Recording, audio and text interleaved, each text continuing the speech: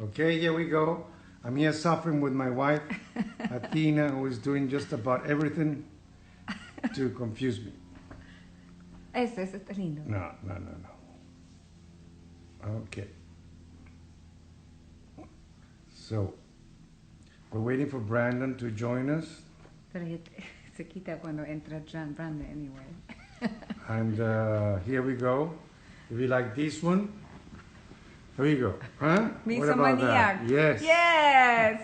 Misomaniac. Okay. Eso está bello, eso está buenísimo. Después se quita cuando Okay, Brandon guys. se mete, se va a I'm quitar waiting for anyway. Brandon. Se va a quitar, Chucky. Great. Quita de Misomaniac. No, no, no. Yo te pongo natural. Te lo pongo, sí. Porque natural.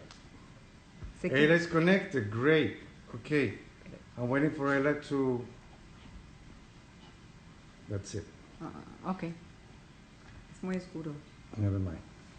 No more changes. It's not letting me request to join. No, ahorita sí. Try again, Brandon. Try again, Brandon, please.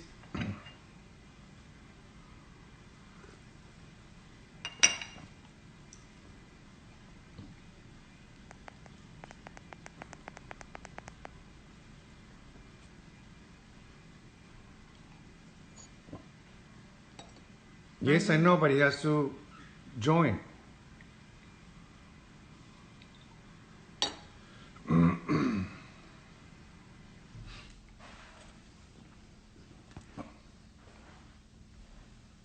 Where are you, Brandon? Anyway, while you appear, we have Brandon Goldberg.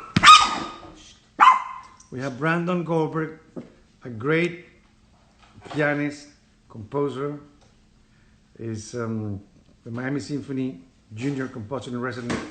Haha, Brandon is there. So now you have to request for me to. And he's the. Here we go.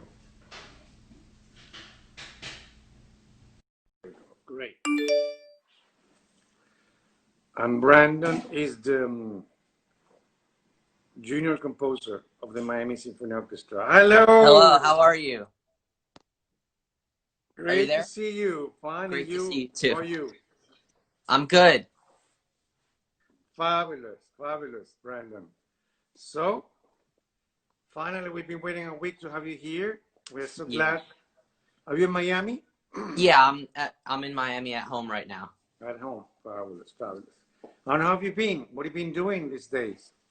Good. I've been writing a lot. I've been working on a lot of new music, and Wow. I've been taking some time off as well, just to.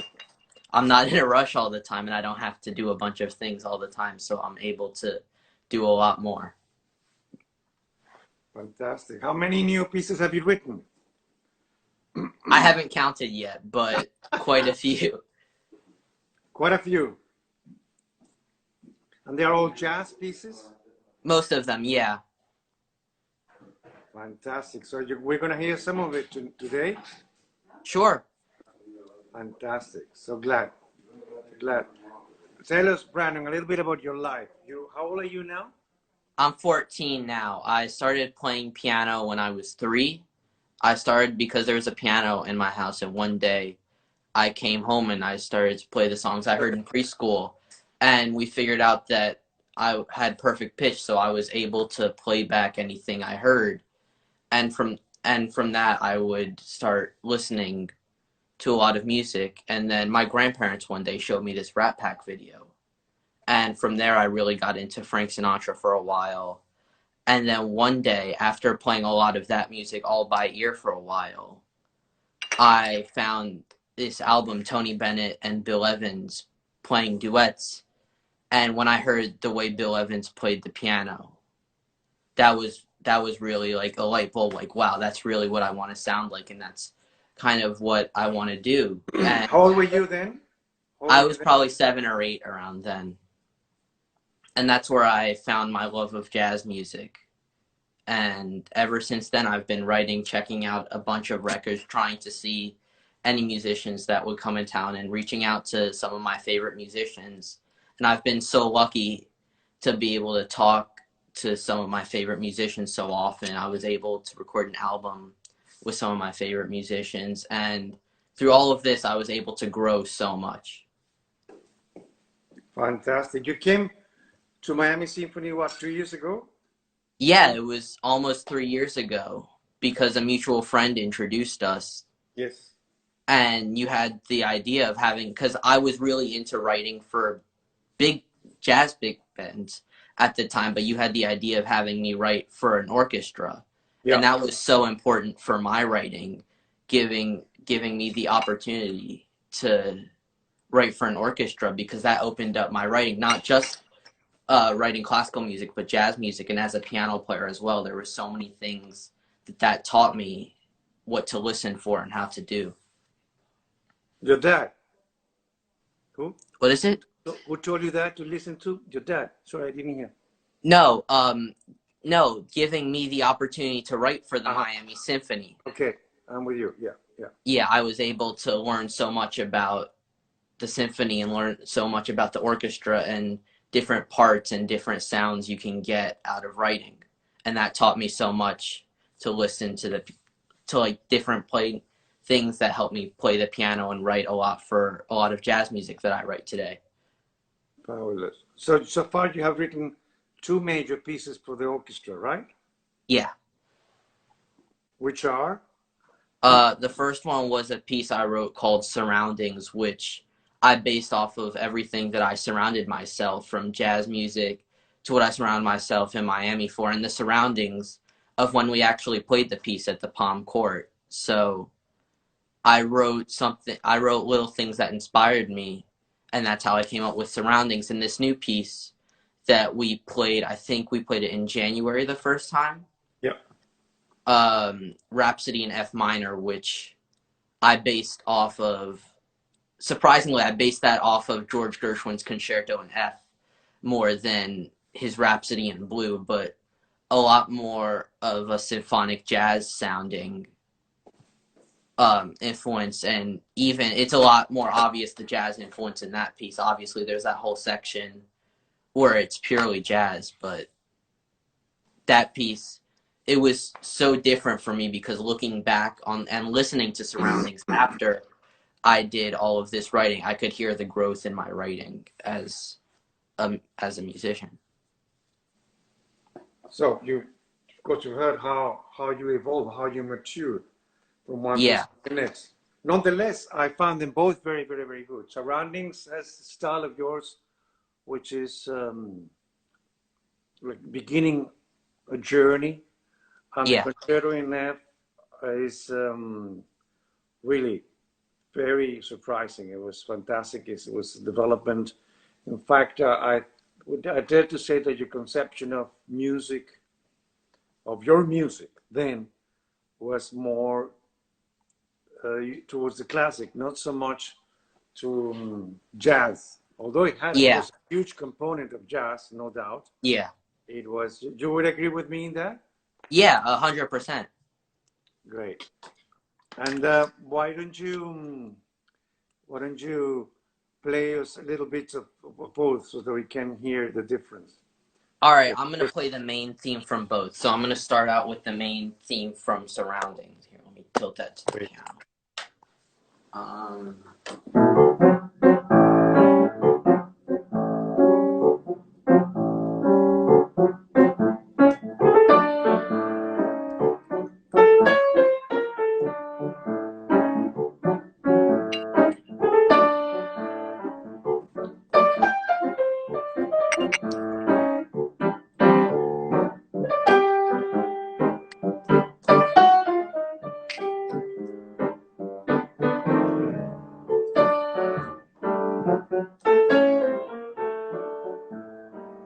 So that's the main theme of Surroundings, and that's a very simple, it's basically one line over and over.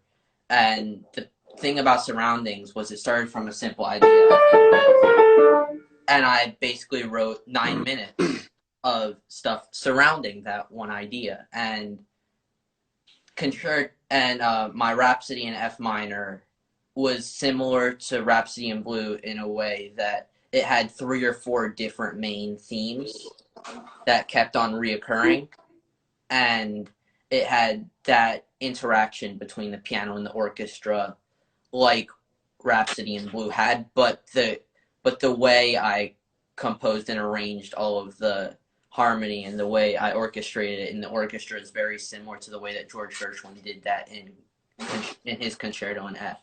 So I'll play the main themes of Rhapsody in F minor. So I guess I would consider like the big theme to be.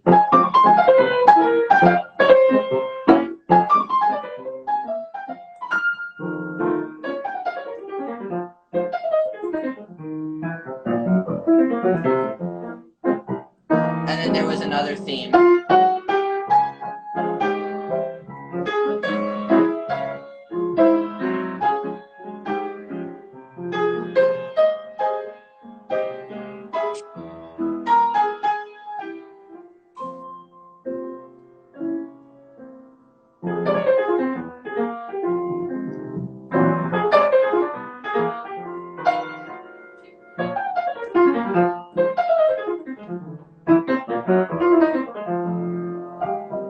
So that was the main theme of Rhapsody in F minor.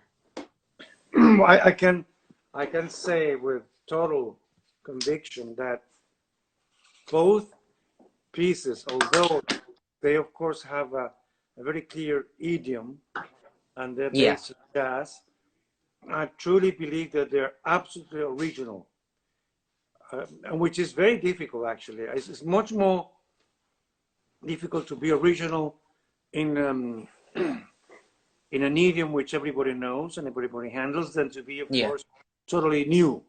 And then, of course, nobody has done it, but then it's very weird, very, very, very weird, and somewhat much easier. Whether it's going to last forever and people are going to hear it for years to come, of course, that's another matter. Yeah. And I think it has a lot of merit to be able to do what you do, which is, you know, write things which people understand, people like, which, first of all, you like.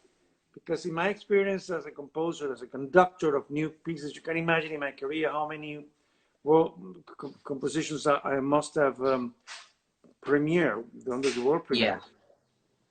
So many, I think it's over 100 already.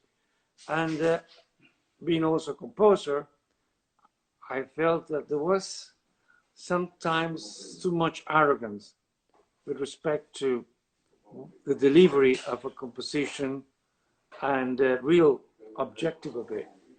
Because after all, you know, people want to relate to what they're hearing.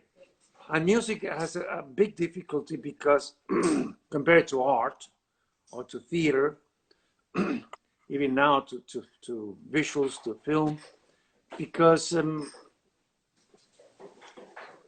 it goes through your eyes too, as I say, but it goes through, of course, basically through your ears, and not everything can be digested easily. Whereas in art, these things, you know, unless you have a very nasty picture in front of you, you would never dare to put it in your bedroom and sit every night like that, or in your dining room and eat with it. Most art is pretty bearable depending on your taste. And and it's really amazing. It's really amazing because at your age, with all the options you could have, all the things, the daring things you could do, I would dare to say that you're not 14, maybe you're 44 already.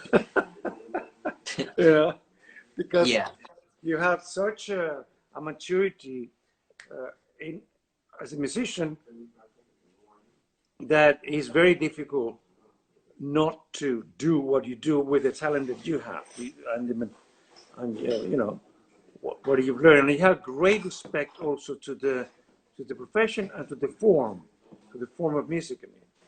I mean, I want to know, because you have a great dexterity as a pianist too.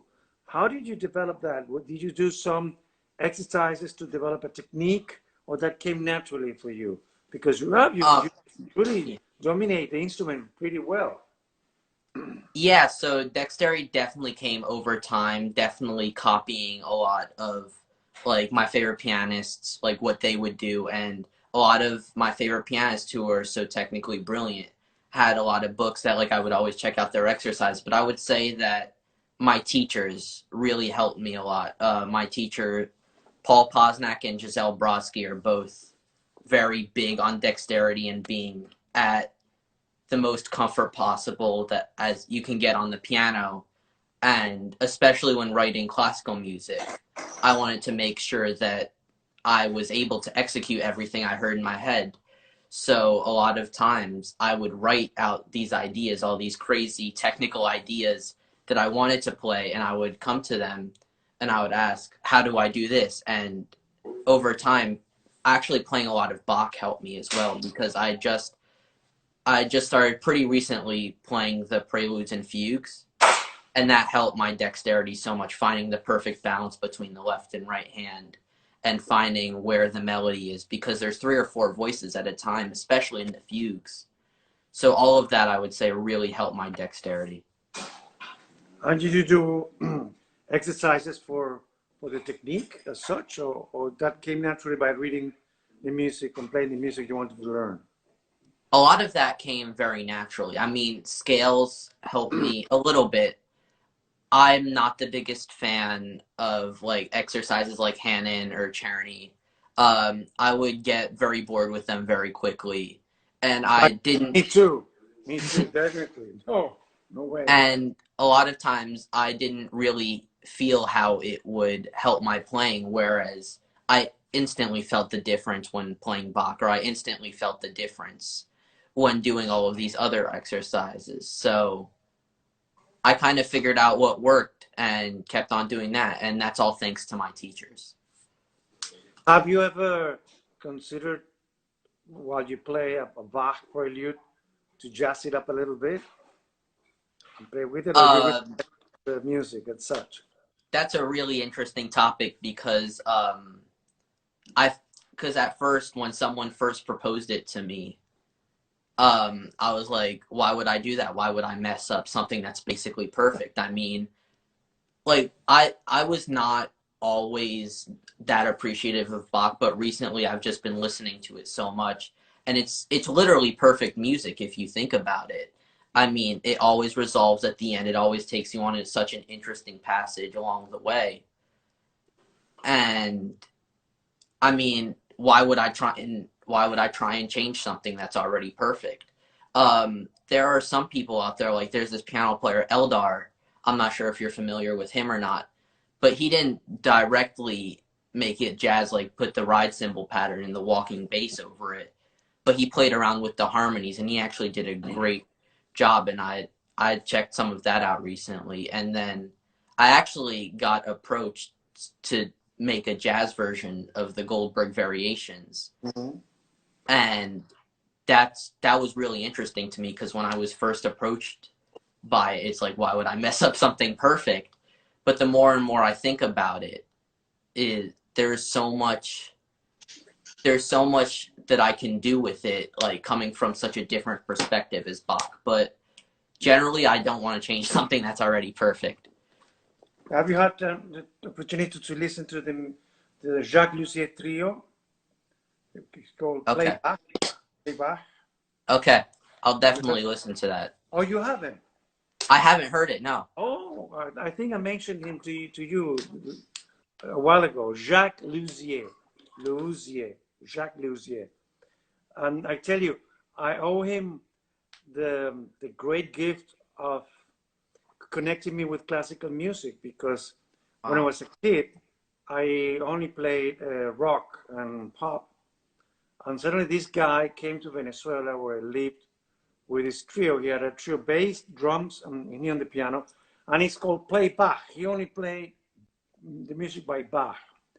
And to me, it was so impressive. It was such a huge influence that transformed me completely. And I made a turn into classical.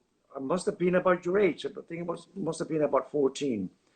And of course, it was great for me because I could then have in my brain, so to speak, in my DNA, both styles, the classical and the non-classical. Yeah. And then years later, I had the chance to meet him personally. He came back to Venezuela again many years later. I was already a conductor and a composer, and I could have him at home for dinner. And I really thanked him and told him, listen, guy, thanks to you, first of all, I'm a musician, and you were really so important. I think you should listen to it. I'm sure many people listening to us now must have heard of him, and I think it's well worth the comparison because he really doesn't damage anything that he plays of Bach. He always, yeah, he always does it with so much respect, and of course knowledge of the form and the music that is really worthwhile. Of course, after a while, to hear Bach playing jazz all the time, that you want to kind of go back and hear, Bach. Normal. Nonetheless, it's a very interesting art form, so to speak. And then I wanted to know, because I've seen you, observe you so much. I've even spoken to your parents. Something I admire about you as a person is that regardless of the fact that you are already much more mature, and although people look at you as being 14 years old, I think you have a brain of an adult, maybe already a grandfather. Thank you. What amazed me a lot too, and I spoke to your mom and your dad, is that you are very much a normal person. Your ego is really in the right shape and form, well administered, and I think it has to be done. I think the reason for that is because you had a very normal childhood, and your parents really made sure that you were a happy child, but a normal child.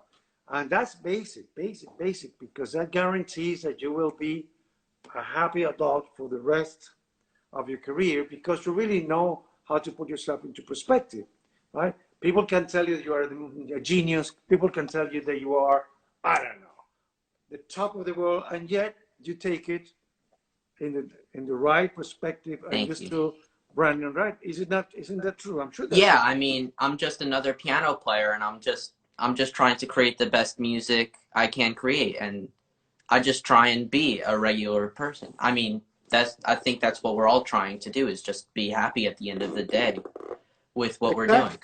Exactly, because if you don't administer your career and your fame, your notoriety like that, you will not be happy, which is, as you just said, is the main objective in life.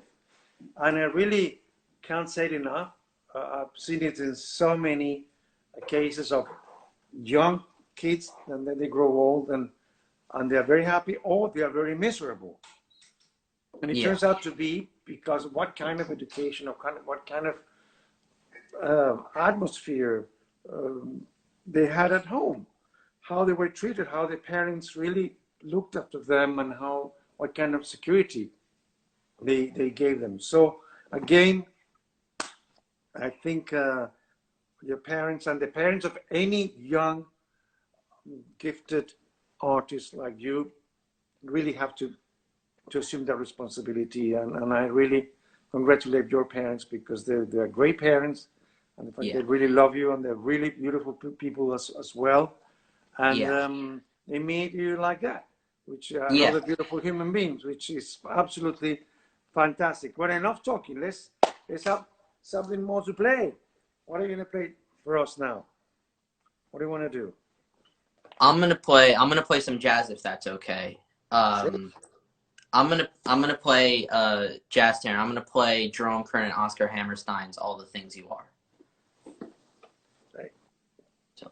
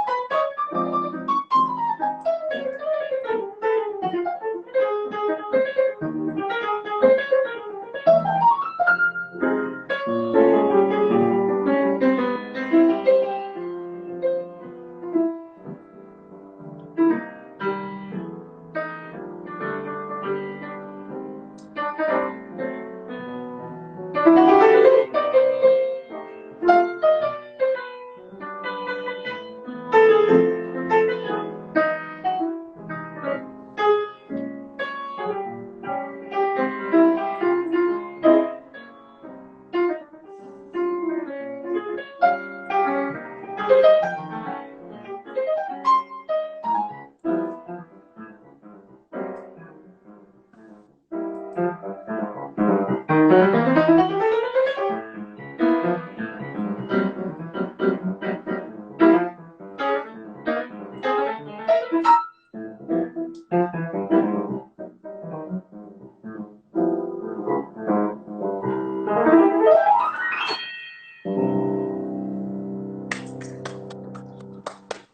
it, love it.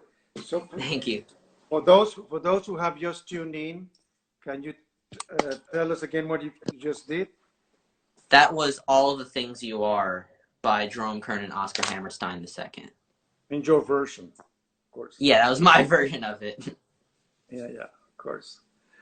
Of course. You're listening to the channel of the Miami Symphony Orchestra here in Instagram, or rather the Instagram account of the Miami Symphony, with Brandon Goldberg, who is a composer, pianist, is the first junior composer of an orchestra in the world, I dare to say. He's the junior composer of the Miami Symphony Orchestra. I don't think that title does exist. It will exist pretty quickly because in this industry everybody copies each other. But I'm very proud and happy to have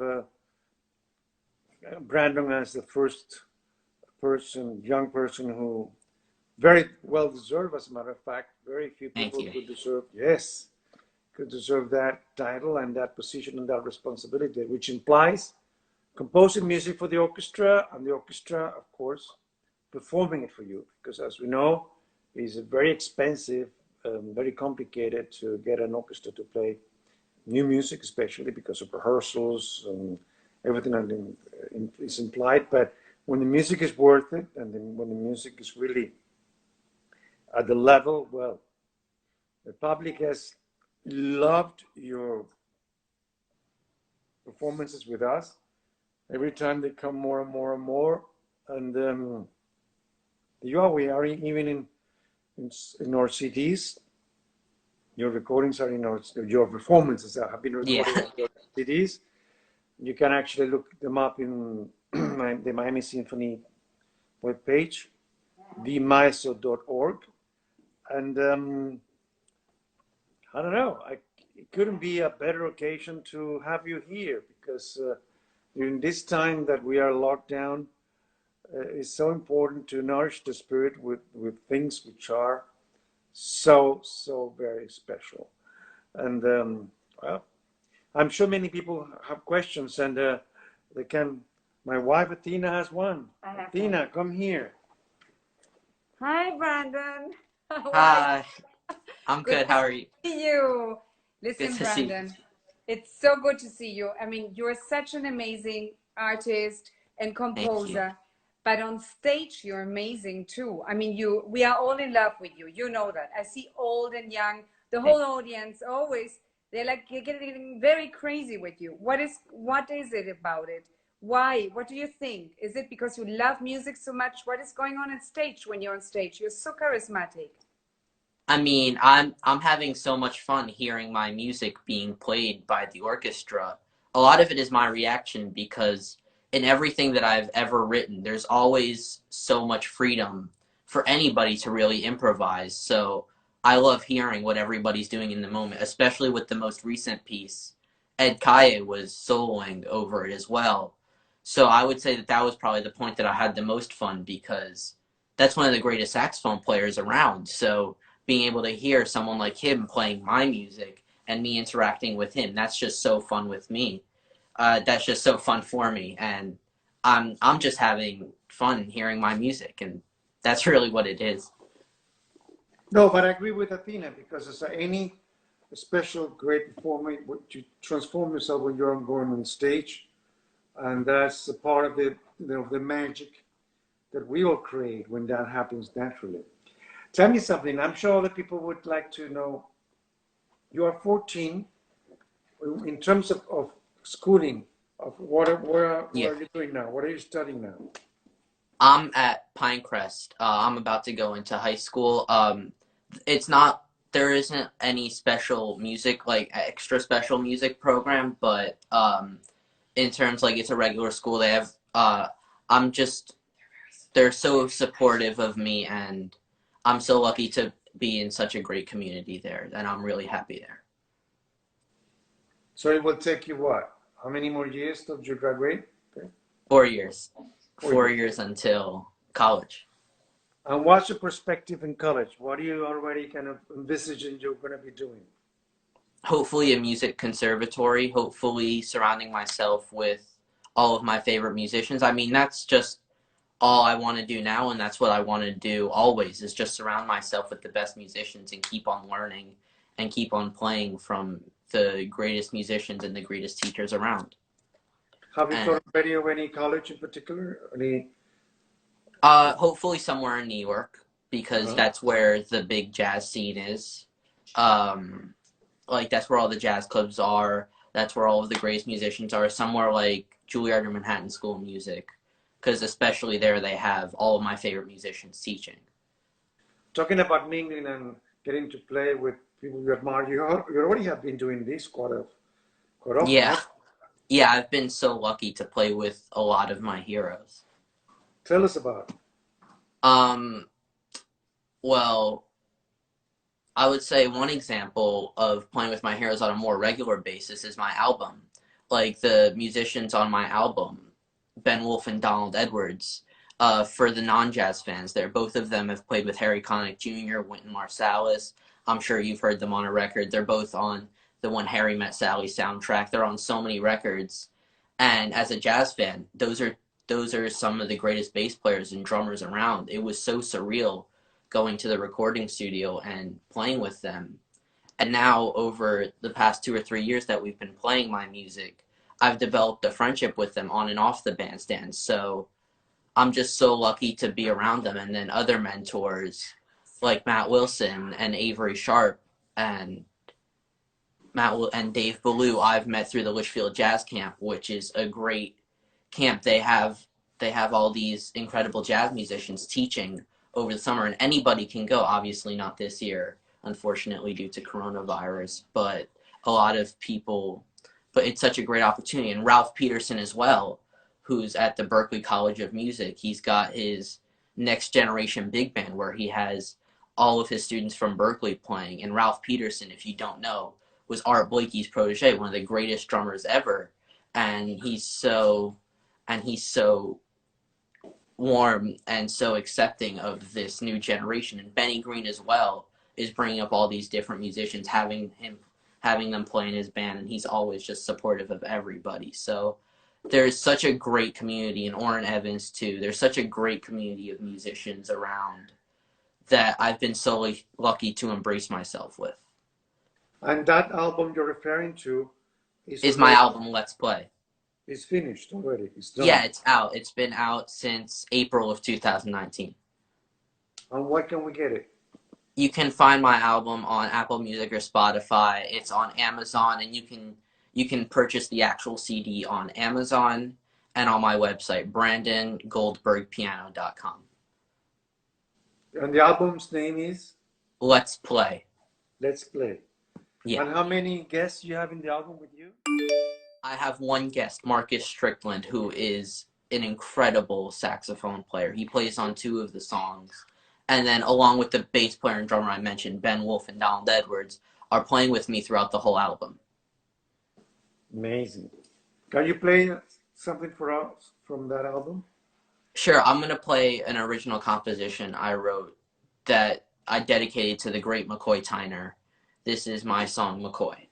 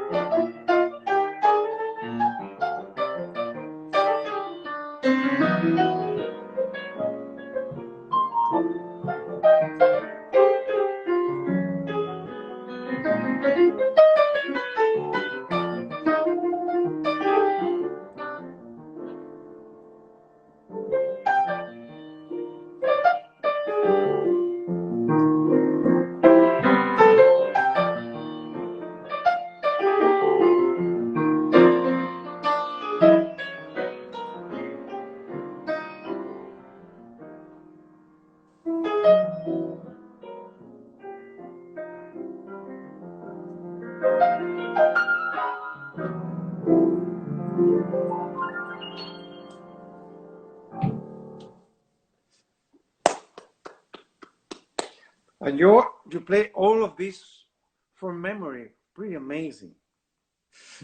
Thank you. This is something which some people who are not musicians are not really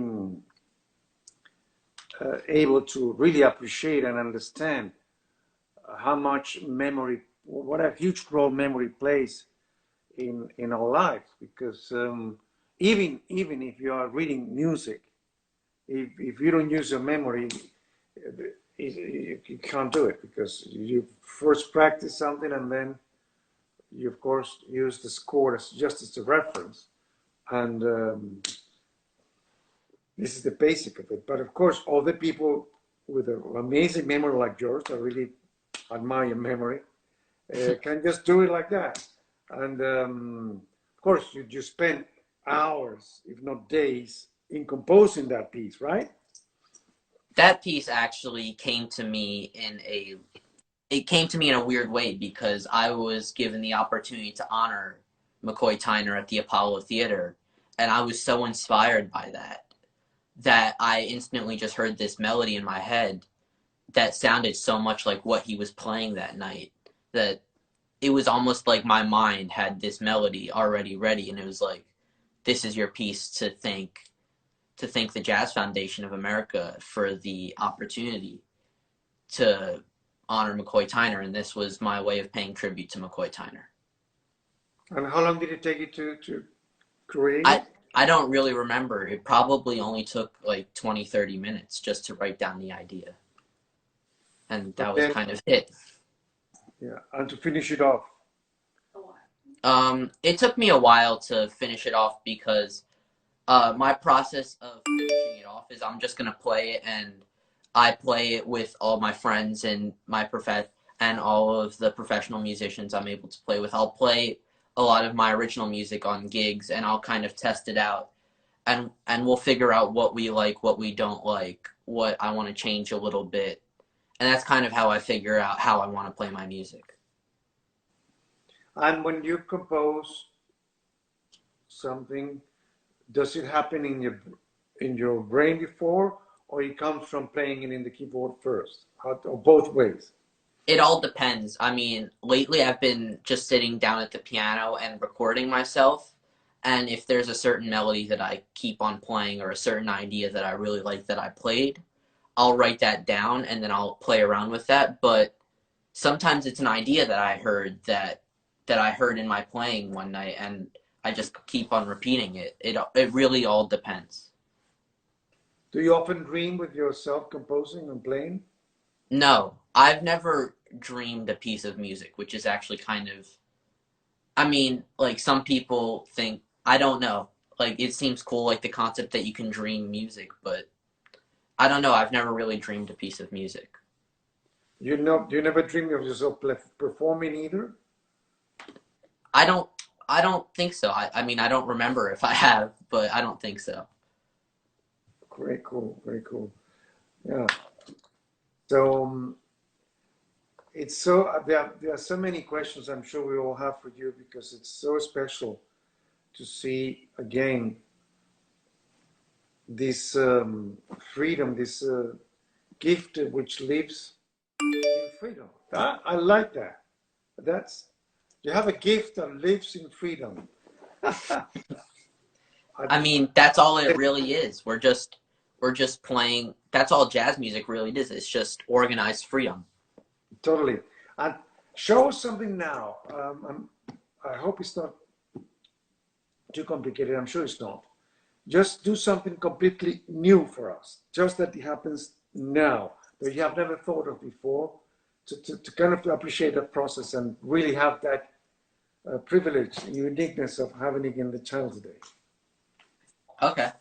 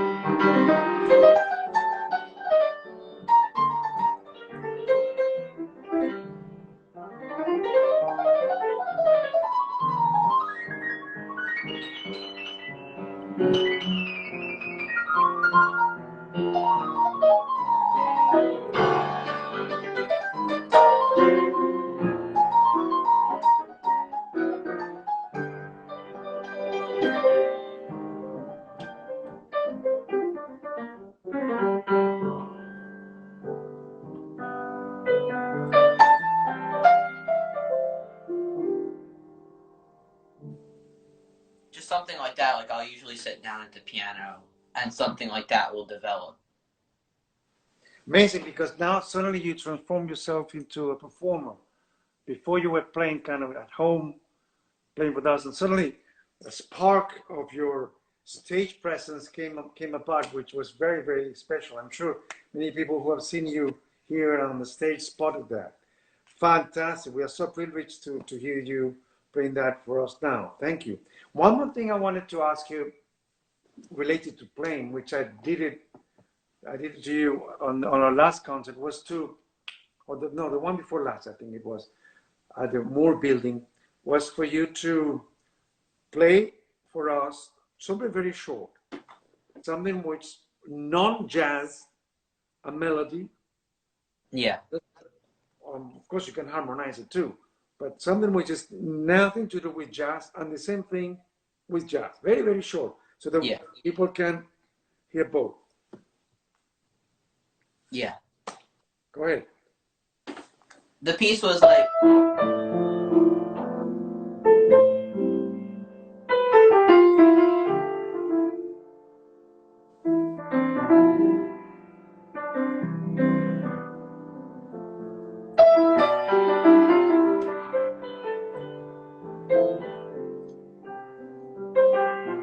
something like that, and then I took that idea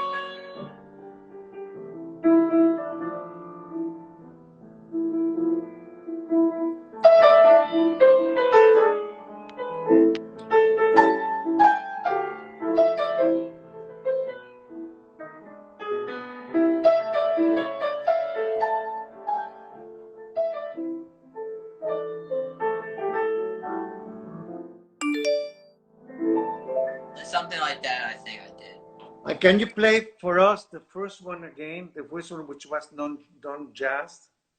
Yeah. The first part, just the first part again. Play it for us.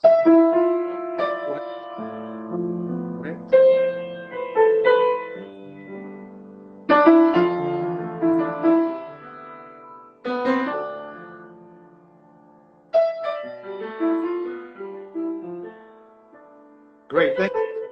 Stop there, because I have now a tricky question for you, which I hope you will not offend any jazz musicians. You're not, because again, you understand exactly how I'm going.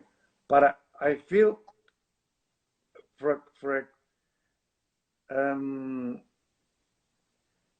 that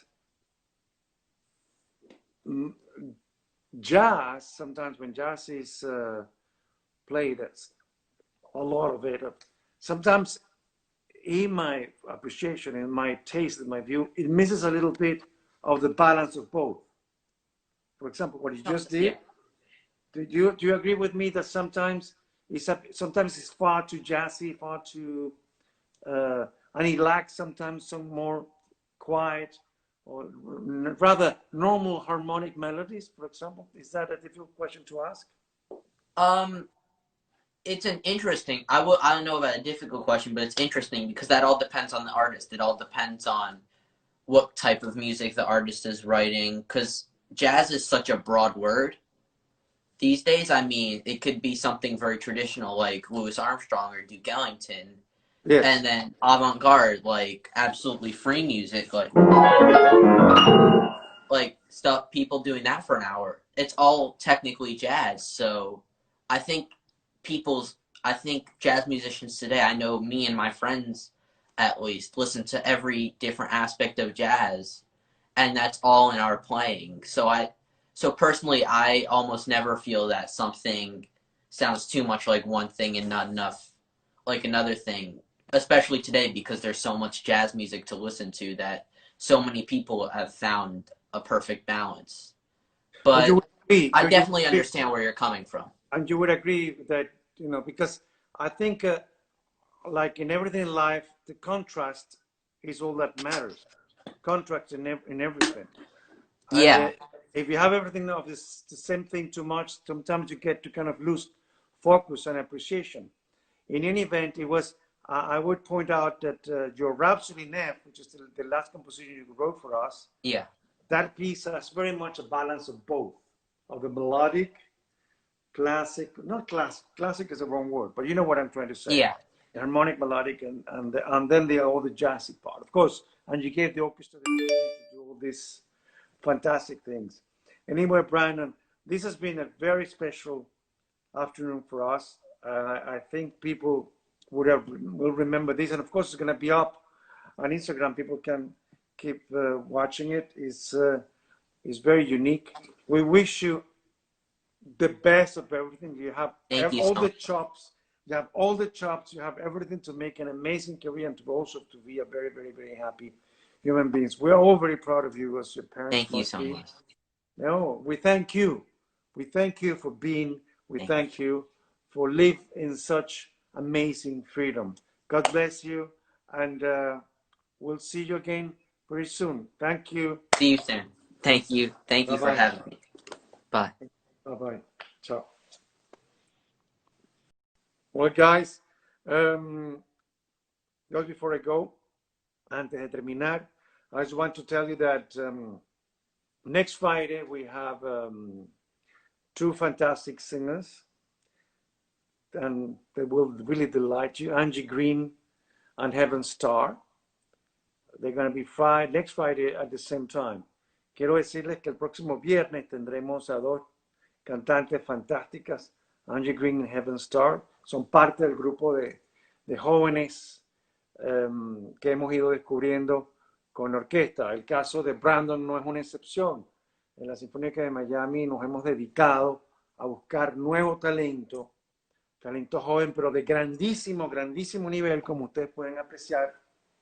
Y eso ha sido una inversión que nos ha traído fantásticas cosas buenas para la ciudad, para la orquesta, y ha posicionado a la orquesta en algo único en Miami. Yo realmente tengo la visión que, por supuesto, los músicos de Miami Symphony comparten conmigo y todo mi staff, y es que nosotros somos un reflejo de la ciudad de Miami versus otras orquestas en otras ciudades que se mantienen como un poco como una especie de torre de marfil, aisladas, ellas solas.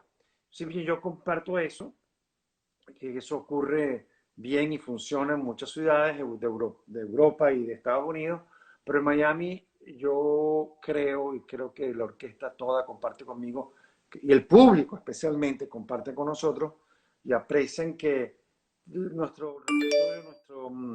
entrega tiene que ser, nuestra programación tiene que ser diferente. Tiene que ser un reflejo de Miami, algo que, porque Miami después de todo tiene tantas cosas que uno puede hacer. Y la oferta es riquísima de todo, nosotros tenemos que competir con esa oferta general, me refiero, no con la musical ni con la sinfónica, porque somos únicos, nadie puede competir con nosotros en eso, mentira, pero hay muy pocas, de hecho, que hace lo que estamos haciendo nosotros. Y en ese sentido, el programa de jóvenes artistas, de apoyo a jóvenes artistas, ha sido absolutamente muy especial. I was saying that Brandon Goldberg belongs to that group of young artists that we have nourished, we have supported, we have really gave them all our encouragement, and we believe that they have to get it. They deserve it, definitely deserve it. And next Friday, we're going to have two cases, very much like Brandon. There are two girls, two singers, Angie Green and Heaven Star, who are really very, very, very, very special and unique. And they also are part of that group of extremely talented young talent we're supporting and we're bringing to Miami. We're showcasing them because we believe that this is what the orchestra should be doing. We're playing, of course, classical music like any orchestra should do, but we're also playing non-classical music, which is in many ways what the city has to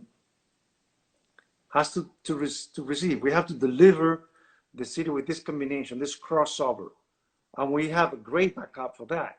We have a classical crossover director, Rudy Perez. We have a producer for the performing arts series at the Sun District, with none other than the great Emilio, who produces all these concerts with us, and we produce them with him. So Rudy Perez, Emilio Stefan, we have all this great support from the Miami Design District, especially, which is our home, our headquarters at the Miami Design District, which is the most important sponsor of the orchestra. And here you are. We can't be happier than we are, because we have, on top of that, all the support. And as Tina, my wife, was saying earlier, your donations are very, very, very welcome. You have the donation button on Instagram, also on our webpage, the MISO.org. You can go to our YouTube channel where you also see how you can help. And of course, in the YouTube channel, you see amazing stuff. Brandon's piece, both compositions, you can see, you can check that he did the 2 world premieres that we were referring to earlier. The Surroundings and then the Rhapsody in F.